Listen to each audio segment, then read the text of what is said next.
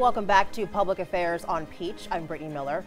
We will continue our discussion of texting and driving this segment with Sergeant Gregory Molden, a patrol sergeant at Middle Georgia State University. So tell us about your brother, Jacob. You have a really personal story to tell us, right?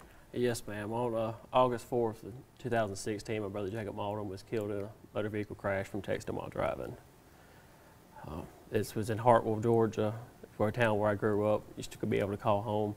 Now it's a place I don't even want to go back to now. Really?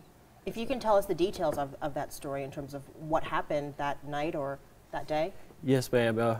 He was sending a text message to a girl he was going to pick up for a date that evening. He had been sending numerous text messages prior to that, and the vehicle behind him was actually about to call in for the distractions on it. Before they could do that, though, it was too late, and he crashed into another truck. And how old was he? He was 29. He would actually be 31 today. Today? Yes, ma'am. Today is his birthday. I'm so sorry for your loss. And I can only imagine how hard it is for you to talk about this right now. Yes, ma'am. So what do you want people out there to know about your brother and texting and driving? Well, my brother was never a bad person or anything. He just sent us simple text messages and lost his life over such a senseless act like that. And to know that you could be putting your family in harm's way when you're doing that yourself, knowing they're on the roadways. I'd like people to think about not only themselves, but the family members and other drivers on the roadways. It sort of reminds me of that slogan we hear all the time, you know, it can wait. Yes, ma'am, of course. I mean, something so senseless like that, taking a life of my brother, is unimaginable. What has it been like for you and your family to deal with this? It's been something I never thought I would have to deal with, and something I won't ever want to deal with again. My brother was one of the biggest parts of my life there, and I've gone over text messages. It's nothing I want anybody else to have to deal with. And if speaking out can save another life, then it's worth it all the way. What do you say to anyone that may say, you know, that'll never happen to me? Because I know some people do believe that. I'm sure my brother thought it would never happen to him too, and I would have never thought that he would have died from sending a text message behind a motor vehicle.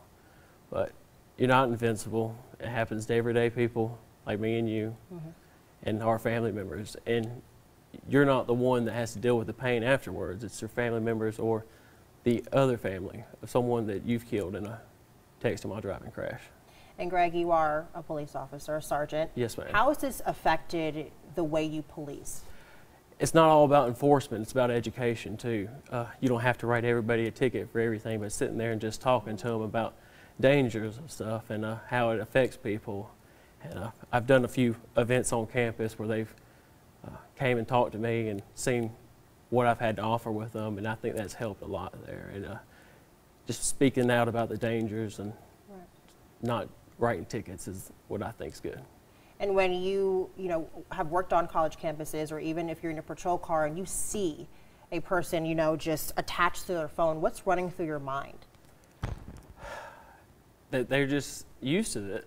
Like I was saying earlier, everyone's so used to doing these kind of things, and it's a habit for them now. And sometimes I'll stop them, and they are wondering why I'm even pulling them over. And I tell them that it's because they were on their phone and not paying attention and failed to maintain lane or ran a stop sign, and they're just so used to having their phones in their hand, especially at the age of college students. That's all that they care about. It seems like sometimes is with the social media and text messages with friends, and that seems to be a bigger priority than driving on the roadways.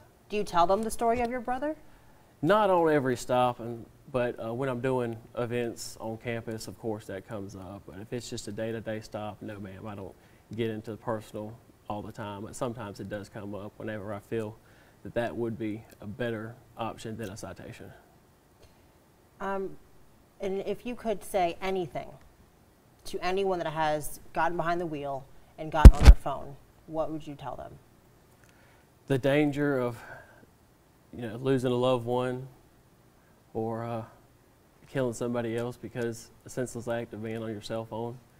Like you said, it can wait, and to be such a bad thing that could happen in life over just a text message that's not worth it at all.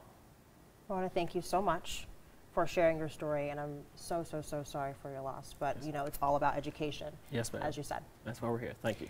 Thank you. Well, next we're going to talk about the physical toll texting takes on our bodies after the break.